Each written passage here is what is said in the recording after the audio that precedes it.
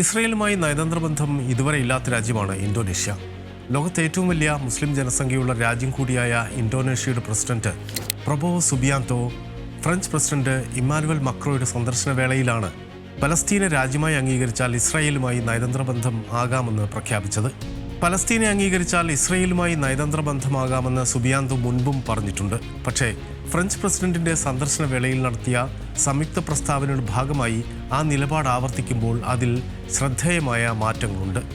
ഇസ്രയേലിന്റെ പരമാധികാരത്തെയും അത് സംരക്ഷിക്കാനുള്ള അവകാശത്തെയും അംഗീകരിക്കണമെന്ന പ്രസ്താവനയാണത്.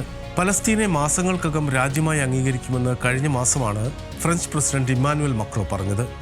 ഭീകരതയ്ക്ക് കൊടുക്കുന്ന വലിയ വിലയെന്നായിരുന്നു ഇസ്രായേൽ പ്രധാനമന്ത്രി ബെഞ്ചമിൻ നെതന്യാഹു അതിനോട് പ്രതികരിച്ചത്. ഗാസയിലെ രൂക്ഷമാകുന്ന മാനവികതാ പ്രതിസന്ധി കൈകാര്യം ചെയ്യുന്നതിൽ ഇസ്രായേലിനെതിരെ രൂക്ഷ വിമർശനം ഉന്നയിച്ച് കഴിഞ്ഞ ദിവസം യുകെയും ഫ്രാൻസും സംയുക്ത പ്രസ്താവന പുറപ്പെടുവിച്ചിരുന്നു.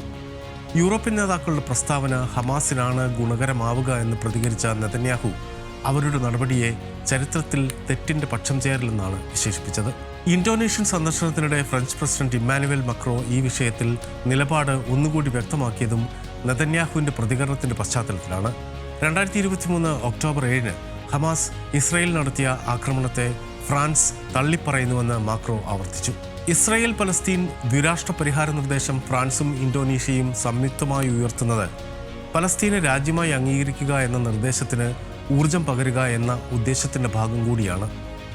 യുകെയും കാനഡയും ഫ്രാൻസും അടക്കമുള്ള രാജ്യങ്ങളുടെ പൊതു അജണ്ടയാണത്. ഈ അജണ്ട ആഗോളതലത്തിൽ ചർച്ചയാക്കുന്നതിൻ്റെ ഭാഗമായി അടുത്ത മാസം ന്യൂയോർക്കിൽ ഫ്രാൻസും സൗദിയും അധ്യക്ഷത വഹിക്കുന്ന ഒരു സമ്മേളനം ചേരാനിരിക്കുകയാണ്. ഇക്കാര്യം മക്രോ ഇന്തോനേഷ്യയിൽ സംയുക്ത വാർത്താ സമ്മേളനത്തിൽ എടുത്തു പറഞ്ഞു. ഇസ്രായേൽ പലസ്തീനെ അംഗീകരിക്കുക എന്ന നിർദ്ദേശം മാത്രമല്ല ഫ്രഞ്ച് ഇന്തോനേഷ്യൻ സംയുക്ത പ്രസ്താവനയിലുള്ളത്. പലസ്തീൻ ഇസ്രായേലിനെയും അംഗീകരിക്കുക എന്നതുമുണ്ട്.